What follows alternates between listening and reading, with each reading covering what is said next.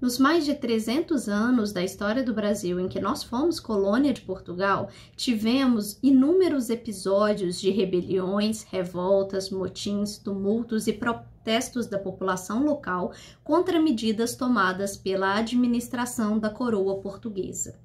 Na maior parte do tempo, esses protestos, rebeliões e outros nomes que podemos dar a esses movimentos tinham uma característica em comum: eles não colocavam em xeque, não eram contrários à fidelidade ao rei de Portugal, e eles não pensavam na independência. Eram movimentos que iam contra determinadas medidas da administração colonial, como, por exemplo, aumentos de impostos, ou então críticas a determinados funcionários, governantes, que eram vistos como pessoas que abusavam do poder que tinham. Então, eram movimentos que questionavam apenas algumas questões dessa administração, mas não estavam querendo a independência, a separação de Portugal, ou eram contrários ao rei de Portugal. Essa situação, ela vai mudar um pouco no século XVIII, e nós vamos ter os primeiros movimentos que vão questionar a situação colonial do Brasil. E nós podemos citar três principais movimentos no século XVIII. O primeiro deles, em 1710, vai ser a Guerra dos Mascates, que vai chegar a propor a independência da província de Pernambuco. Depois, nós vamos ter a Inconfidência Mineira e a Conjuração Baiana, dois movimentos que ficaram muito conhecidos e que tinham nas suas ideias um princípio bem diferente daqueles outros movimentos, rebeliões e motins anteriores. Eles queriam a separação das suas províncias do Reino de Portugal. No vídeo de hoje, nós vamos falar sobre a Inconfidência Mineira. No vídeo de hoje, nós vamos falar sobre a Inconfidência Mineira, um dos movimentos que aconteceu aqui em Minas Gerais entre os anos de 1788 e 1789. Antes da gente falar sobre como foi a organização desse movimento da Inconfidência Mineira, nós temos que lembrar algumas coisas. Se nós formos olhar para a história do Brasil, para a história de Minas Gerais, nós precisamos entender que durante o século XVIII foi o momento da produção do ouro aqui na região. E como funcionava essa produção do ouro e como era organizada essa sociedade? A história de Minas Gerais e a descoberta do ouro na região de Sabará, Caeté, depois Ouro Preto, Mariana, descoberta dos diamantes em Diamantina, ela está muito ligada. Essas terras começaram a ser ocupadas pelos bandeirantes paulistas e depois pelos imigrantes portugueses e também pela entrada de pessoas escravizadas para essa região por causa da exploração do ouro. No ano de 1695, vão descobrir ouro no leito do Rio das Velhas, próxima à região de Sabará e Caeté. A partir de então, a coroa portuguesa vai começar a tentar organizar a vida e a exploração do ouro nessa região.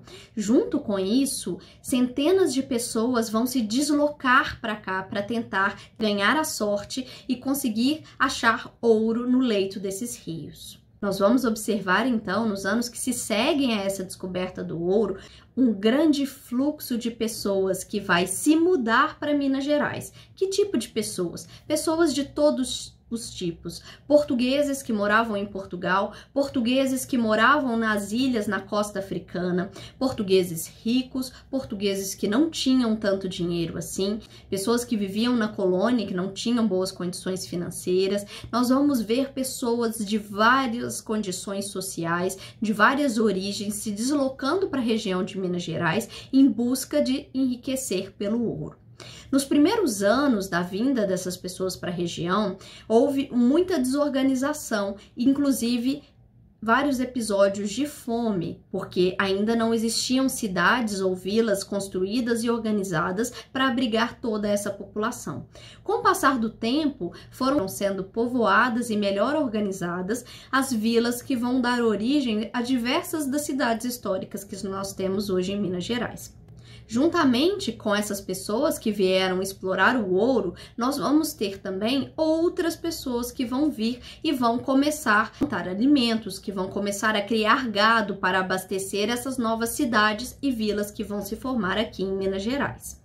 Com isso, a economia da província de Minas Gerais, ela vai se desenvolvendo, não apenas pela extração do ouro, mas também por essas outras atividades que serviam para abastecer tanto as cidades mineiras quanto cidades de províncias vizinhas, como São Paulo, como províncias no sul e outros lugares da colônia. A coroa portuguesa tinha muito interesse na exploração do ouro, por motivos óbvios. O ouro é uma riqueza nele mesmo.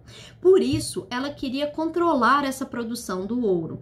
E as principais formas de controle dessa produção era cobrando impostos sobre essa produção. Nós tínhamos dois principais impostos sobre o ouro, o quinto e a captação. Como funcionava o quinto?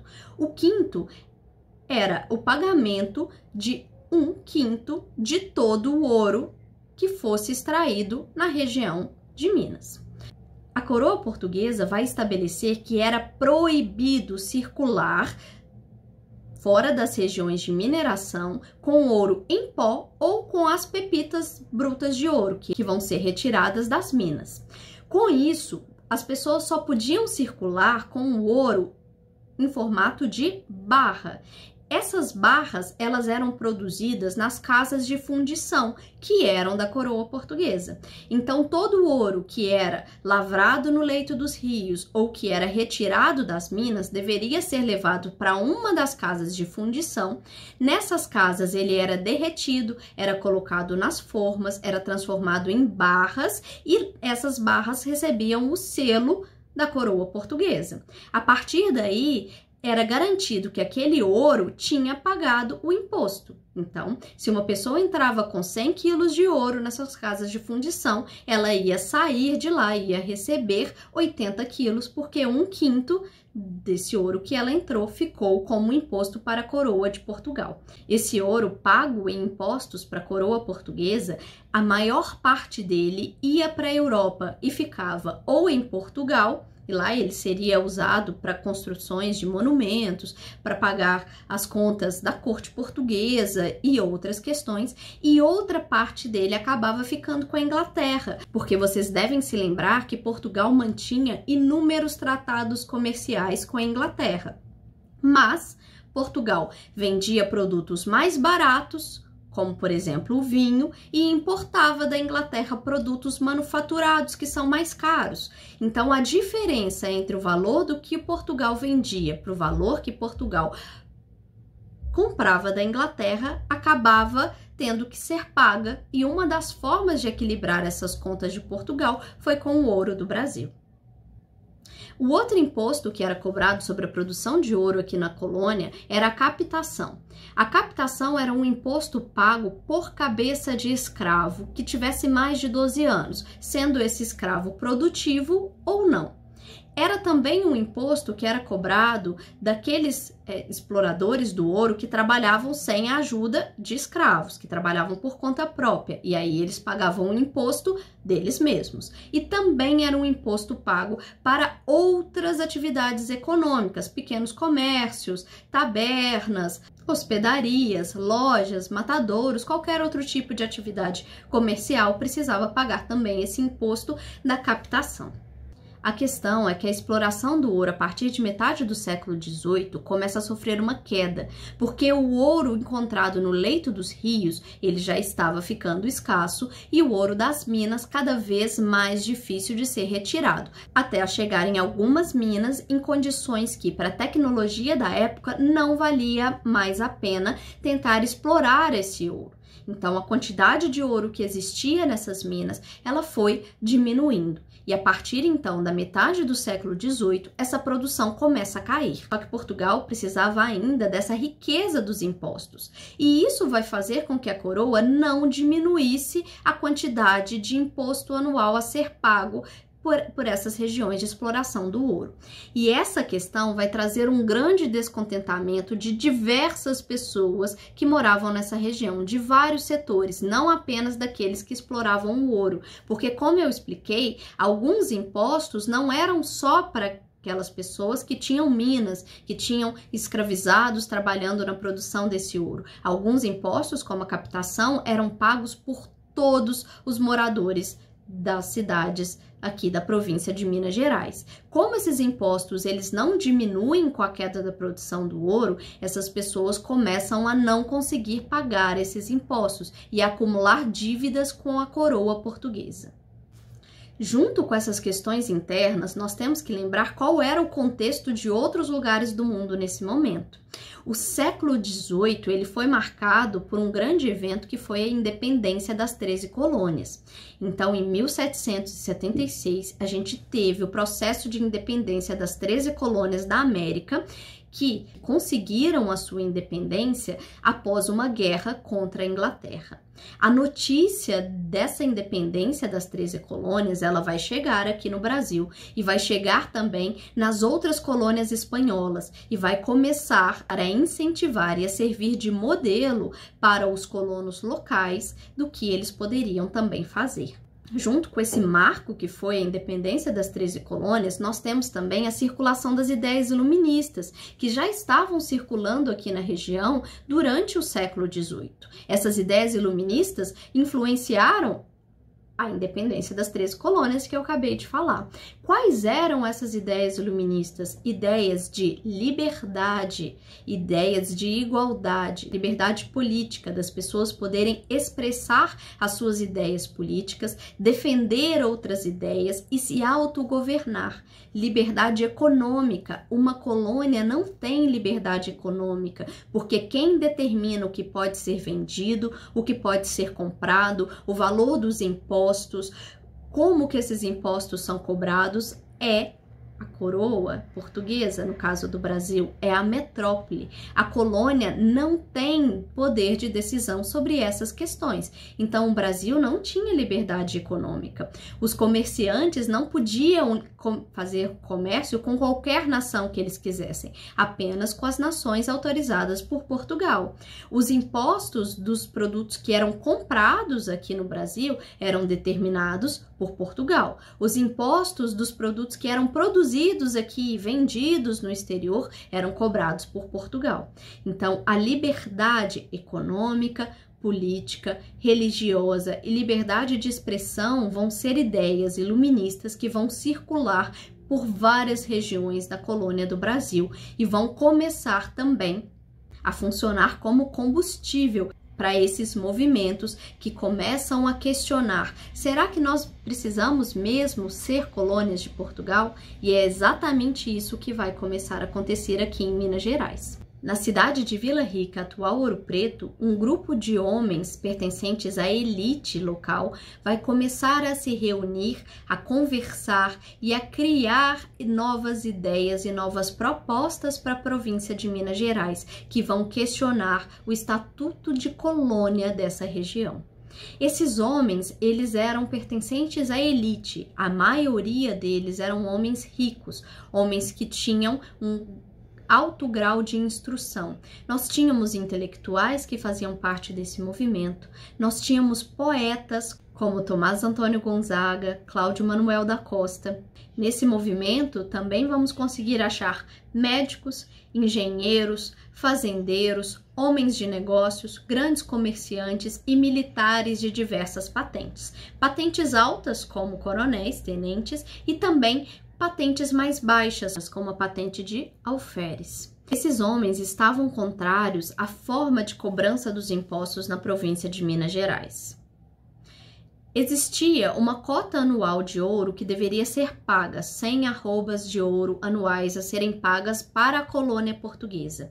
Se essa cota não fosse atingida, o governador da província poderia decretar que todo o ouro existente ali fosse utilizado para compor essa cota.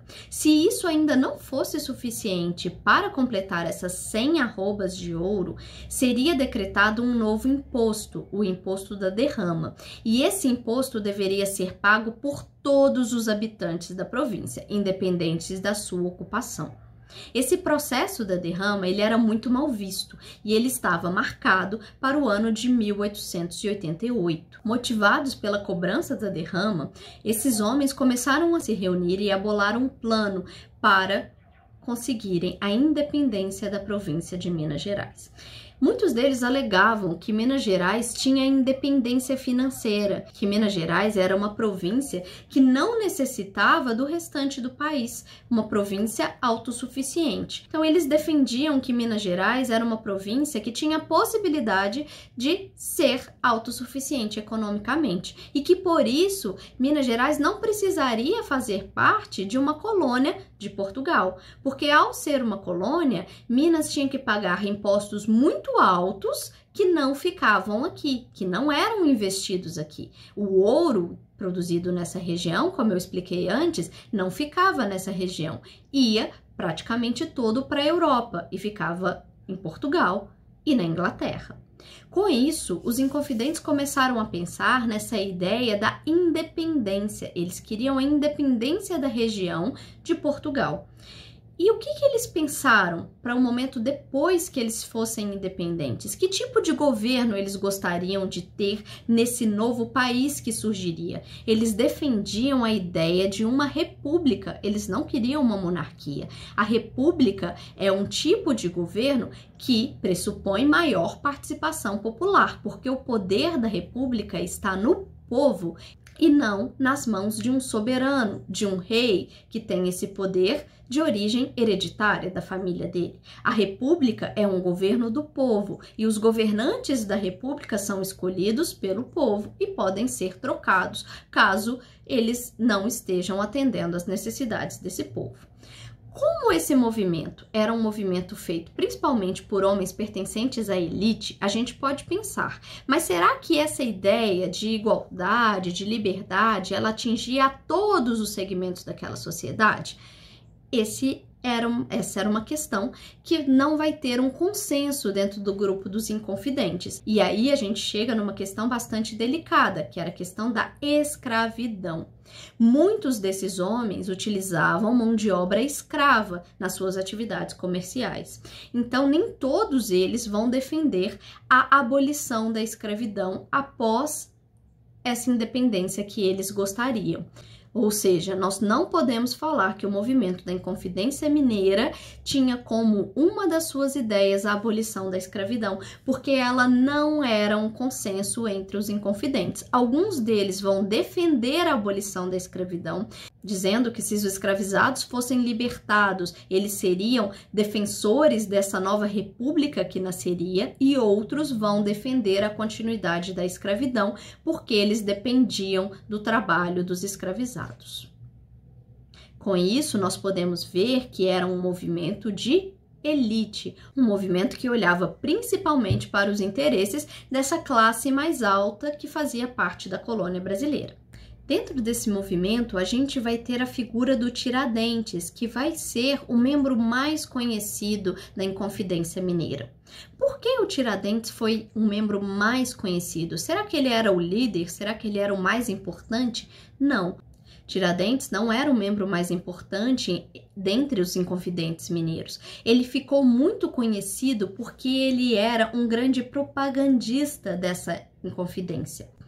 Tiradentes ficou órfão muito cedo e as terras da família dele acabaram sendo perdidas por dívidas. Ele então tentou durante alguns anos a atividade comercial e trabalhou como tropeiro, indo de lugar em lugar vendendo as suas mercadorias. Essa atividade não deu muito certo e logo depois ele entra na carreira militar, ocupando o posto de alferes, uma das patentes mais baixas dessa carreira militar. Mas com essas duas profissões, ele tinha uma circulação grande dentro da província de Minas Gerais e também com a província do Rio de Janeiro. E nessas viagens, ele conversava com muitas pessoas e acabava levando e discutindo essas ideias para outros grupos. Um outro fator que vai fazer com que Joaquim José da Silva Xavier, o Tiradentes, fosse tão conhecido, era essa atividade que ele tinha que vai render esse apelido que ele vai ganhar. Tiradentes, ele funcionava como uma espécie de dentista na época. Ele retirava dentes das pessoas, dentes que estavam doentes, e também tinha conhecimento em medicamentos naturais, em ervas, chás para tratamentos de doenças. E isso vai fazer com que ele conheça muita gente, com que ele conversasse com muitas pessoas e com que ele tivesse entrada em vários grupos sociais diferentes, grupos pobres e grupos mais ricos. E com isso ele podia, conversando com as pessoas e tentando conseguir adeptos para esse movimento que estava sendo organizado. O plano dos Inconfidentes era que no mês de fevereiro do ano de 1789 tivesse início na cidade de Vila Rica um motim que iria tomar o poder da cidade e logo o poder da província de Minas Gerais. Após essa tomada do poder, eles iriam declarar a independência da província de Minas Gerais e a instauração de uma república, em que Tomás Antônio Gonzaga seria o primeiro presidente, até que tivessem eleições 3 anos mais tarde. Esses inconfidentes, eles esperavam que Portugal fosse reagir de forma violenta contra essa declaração de independência, mas eles apostavam que eles ganhariam essas batalhas porque eles estavam localizados aqui no interior da colônia e as tropas portuguesas precisariam vir de muito longe de Portugal, de navio, e ainda percorrer um longo caminho até chegar na província de Minas Gerais. Eles também esperavam que outras províncias iriam se unir ao movimento, e isso faria com que esse movimento ganhasse força e pudesse combater essas tropas portuguesas, que seriam vencidas pelo desgaste e pelos altos custos dessa guerra. E por fim, Portugal se veria obrigada a negociar a independência dessa província. Eles estavam inspirados na Guerra de Independência das 13 colônias, mas infelizmente esse plano não deu certo. Outras províncias não apoiaram o movimento e houve algumas denúncias ao governador da província, o Visconde de Barbacena, da organização dessa conjuração, desse movimento de traição à coroa. A principal denúncia do movimento da Inconfidência Mineira foi feita por um dos inconfidentes que participava do movimento, o Joaquim Silvério dos Reis, que era uma pessoa que tinha muitas dívidas com a coroa portuguesa. Em troca do perdão das dívidas, o Joaquim Silvério dos Reis denunciou o movimento, deu várias informações detalhadas de quem participava, o que eles estavam organizando, e isso acelerou o processo da prisão dos inconfidentes. A maior parte dos participantes desse movimento vão ser presos e vão aguardar durante 3 anos todo o julgamento desse processo. Provas vão ser recolhidas, interrogatórios vão ser feitos, sessões de tortura vão acontecer, até que o julgamento acontece no ano de 1792. Nesse julgamento, diversas punições vão ser decretadas pela Rainha de Portugal. E essas punições vão ser extremamente severas, extremamente duras. Os membros da igreja que fizeram parte da conjuração vão ser condenados à prisão perpétua em Portugal. Alguns outros líderes do movimento vão ser condenados ao degredo na África, vão ser deportados para possessões portuguesas no continente africano. Vários bens desses integrantes também vão ser confiscados pela coroa portuguesa e nós vamos ter condenações à forca. A rainha de Portugal, Dona Maria, vai conceder o perdão a algum dos membros da Inconfidência Mineira que haviam sido condenados à forca, principalmente os membros que detinham aí maior poder econômico. O Tiradentes pagava uma patente militar baixa e que era esse grande propagandista do movimento, não vai ter o perdão dessa condenação à morte e ele vai ser executado no Rio de Janeiro. Tiradentes vai ser enforcado no Rio de Janeiro em 21 de abril de 1792 e é por isso que nessa data nós temos o feriado de Tiradentes. O corpo dele vai ser esquartejado, vai ser partido em diversas partes. Os seus membros superiores e inferiores, as pernas e os braços vão ser espalhados ao longo do caminho que ligava Minas Gerais ao Rio de Janeiro, para que as pessoas que estivessem viajando pudessem ver as partes do corpo daquele homem que tinha desafiado a coroa de Portugal. E a cabeça dele vai ser enviada para Vila Rica. E ela ficaria, a ideia é que ela ficasse em exposição até que ela apodrecesse, na praça central de Vila Rica, atual Ouro Preto, para que as pessoas lá tivessem vivas na memória o destino daqueles que vão contra a coroa portuguesa e que ousavam pensar em ideias como a independência daquela região. O movimento da Inconfidência Mineira não vai ser o único movimento separatista do Brasil. Nós vamos ter, alguns poucos anos depois, o movimento da Conjuração Baiana. Inclusive, nós já temos um vídeo aqui no canal sobre a Conjuração Baiana. Se você se interessar pelo assunto, você pode assisti-lo.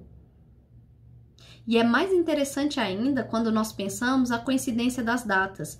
A Inconfidência Mineira, ela estava sendo planejada um pouco antes da eclosão da Revolução Francesa na França, que vai ser um dos grandes marcos de revoluções que vão utilizar essas ideias iluministas e vão colocá-las em prática. A memória da Inconfidência Mineira vai ficar marcada na história brasileira por muito tempo. Quase um século depois, a imagem do Tiradentes vai ser retomado como um herói nacional no momento da formação da nossa república. Ele vai ser trabalhado como um mártir, um homem que morreu pela busca da construção dessa República Brasileira. E é interessante esse movimento quando nós observamos as imagens que são produzidas do Tiradentes. Nós não sabemos como era a fisionomia do Tiradentes, como eram seus traços, mas quando nós observamos as imagens das estátuas, das pinturas, dos desenhos que são feitos sobre o Tiradentes, podemos perceber que a imagem dele, ela é construída muito parecida com a imagem de Jesus Cristo, que foi uma outra figura, um outro mártir da humanidade. Então, há uma aproximação entre a imagem do Tiradentes e a imagem de Jesus Cristo, como se o Tiradentes representasse essa pessoa que morreu pelo sonho de construção de uma república em Minas Gerais, alguém que deu a sua vida em nome desse ideal que seria maior do que ele mesmo. E essa é uma construção da imagem que é feita décadas depois do momento em que o Tiradentes viveu. E ela vai acontecer pela República Brasileira. Quando o Brasil proclama a República, era necessário começar a pensar em novos heróis nacionais, já que aqueles heróis ligados ao Império, ligados à família real portuguesa, eles não poderiam ser utilizados para o novo tipo de governo que se iniciava. Então, houve uma procura por quais seriam esses novos heróis e encontraram no Tiradentes essa figura desse herói nacional que representava a busca por uma sociedade republicana, uma sociedade que se tentava criar naquele momento. E aí nisso nós podemos pensar, por que a escolha de um homem que fazia parte de um movimento de elite e não a escolha de outros homens e mulheres que participaram de inúmeras revoltas, rebeliões e motins que também lutavam contra o poder colonial de Portugal, mas que eram homens que não faziam parte da elite, que não eram homens brancos, que não eram homens ricos, que não eram homens que defendiam o ideal de uma sociedade que não era tão igual assim. A escolha dos heróis nacionais de uma sociedade, ela é muito importante e ela diz muito sobre aquela sociedade e sobre quem está no poder naquele momento da sociedade. Então, ao escolhermos os nossos heróis nacionais, nós estamos escolhendo a voz de quem nós queremos ouvir da história do passado e estamos deixando de ouvir outras vozes também.